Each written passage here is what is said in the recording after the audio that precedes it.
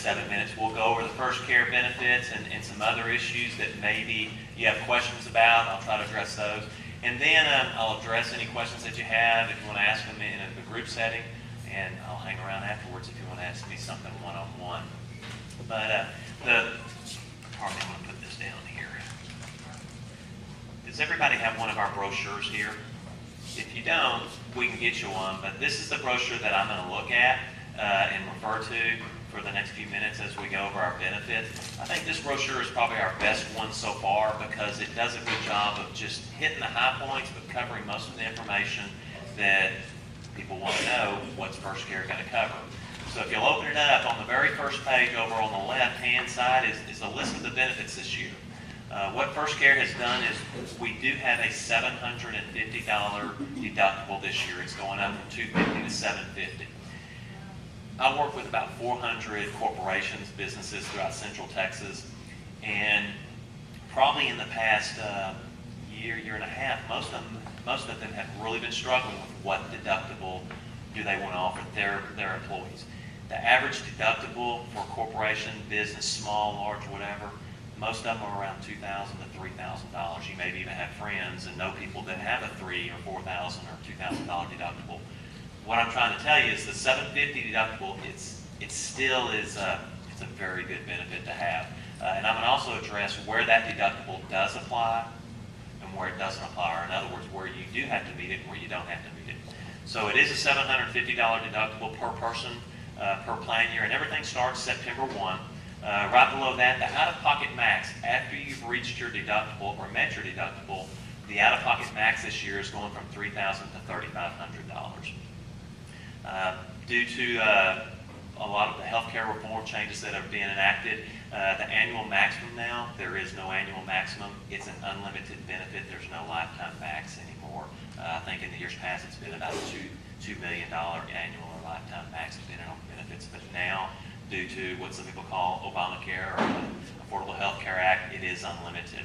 And if you go down a few more, where it says copay, $30 and $60. The $30 copay is for your primary care visits, and the $60 copay is for your specialist. You'll notice, though, that there's no asterisk next to those copay amounts that are listed. And what that means is you do not have to satisfy or meet the deductible if you go in to either a primary care doctor or a specialist and pay those copays. You just pay the copay that's stated there. So the deductible doesn't even apply. Just like it's been for the past year. It's the same way, there's no change, but I just want to emphasize that the deductible is not something that you have to satisfy for those primary care doctor or specialist visits. Something that has changed this year, and it's across the board for all health plans, whether it's Scott White, Blue Cross, First Care, or any of the other ones out there, it's about the preventative care that's now being enacted due to the Affordable Health Care Act. If it's a preventative service, and we have them listed here, things like mammographies, colonoscopies, there is no copay that you have to pay. There is no deductible that you have to meet. It's covered at 100%, no cost to you. I know those procedures sometimes are just not pleasant ones that you have to do, but they're good to do when the time comes for you to do them. But the good thing is now across the board throughout the nation with all carriers, there's no copay. It's covered at 100% by the insurance company for you. Going on down, you'll notice just kind of then the rest of the benefits listed there, where it says 25% copay and then the asterisk. What it means there is that you do have the $750 deductible, and after you meet that deductible, you'll pay 25% of the bill.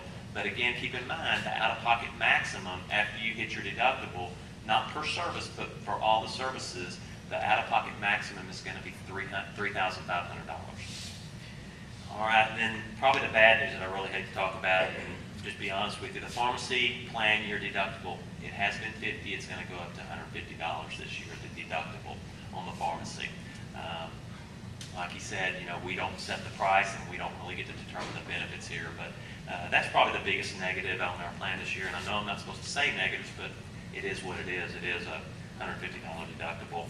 But the good news is it is an unlimited benefit. I think right now we had a $10,000 annual max. Once you hit $10,000, the benefit stops. Well, September 1 comes, it is going to be unlimited for you. And then for generic and preferred brand name drugs, and then the non-preferred brand name drugs, the tiers 1, 2, and 3, the co-pays did go up a little bit. $10 for generic, $30 for a brand name pharmacy, or excuse me, preferred brand name. It's a $30 copay, and then for a non-preferred brand name, it's a $65 copay. The other thing that they have changed that I think is very good, this year, if you were on maintenance drugs and you had a refill, after you got your second refill, you had a choice. You could either continue to get your refill at the pharmacy and you were going to pay a higher copay for that, or you could go mail order and continue to pay that same copay. They've done away with that restriction, so you can get your refills on your maintenance drugs, whether it's the second, third, fourth, fifth. It's going to be the copay that's stated here, whether you go mail order or whether you decide to go back to your pharmacy. On the other side of the brochure, a couple of things I want to point out. But before I do that, let me talk about the age 26. And this applies across the board for TRS. One of the things that happened, the restriction that TRS had this year that we're in right now is once a dependent child hit age 25, they turned off your plan. Well, due to part of the Healthcare Reform Act, minors or dependents now can stay on a plan until age 26. So if you have a dependent that turned off during this current year that we're on, September 1 rolls around, you can add that dependent back onto your plan as long as they're not 26. But keep in mind, when they then turn 26, if it's sometime in this current year again, they will then term at age 26. So for anybody that's maybe had a dependent that term, let's say a couple months ago they hit 25, they term off right now, September 1 rolls around, you can put them back on, but then when they turn 26, they're going to term off. The other thing I do want to point out, same way with Scott and White, First Care, we are HMOs, or the plans that we're offering are HMOs, so we cover pre-existing conditions. That can be important because if you've got a dependent child with a pre-existing condition, or a spouse or somebody that you want to add to your plan September 1, they can come on the plan and their pre-existing condition will be covered. There's no waiting period. They have full benefits beginning September 1.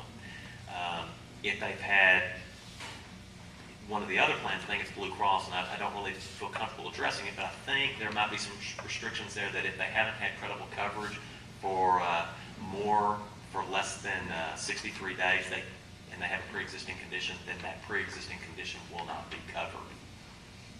If they go on Blue Cross, I believe is the way that's set up. Something like that. Call Blue Cross and they can explain it to you better. A couple other things I want to point out. I'm on the second page here, and then I'll be finished up.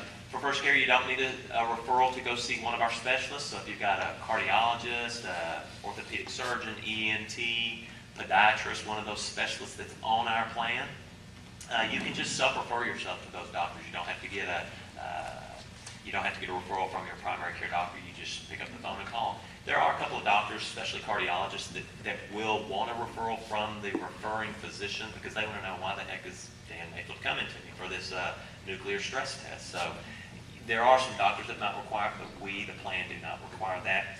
And then the second item down where it says, do my dependent children have coverage if they live outside the service area? Yes, they do. So if you have a dependent child that is outside our service area or even outside the state of Texas, and you want to put them on our plan, call customer service, say, hey, I've added Johnny, and he's going to the University of Houston, which is out of our service area, or he's going to the University of Arizona, and give our customer service department their address there where they're residing.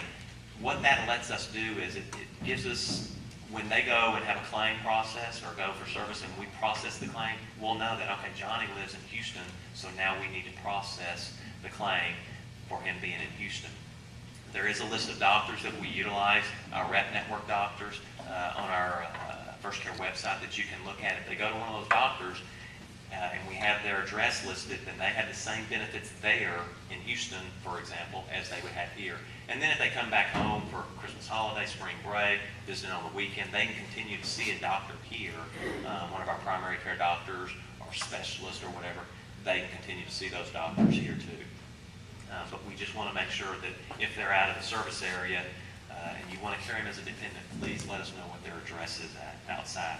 And then lastly, one of the things that came up this time last year and is going to happen this year now is that Hillcrest Hospital and their affiliated clinics are not going to be in network or contracting with First Care anymore beginning September 1.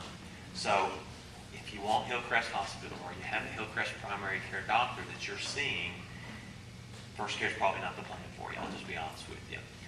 If you're not sure if your doctor is accepting First Care beginning September 1,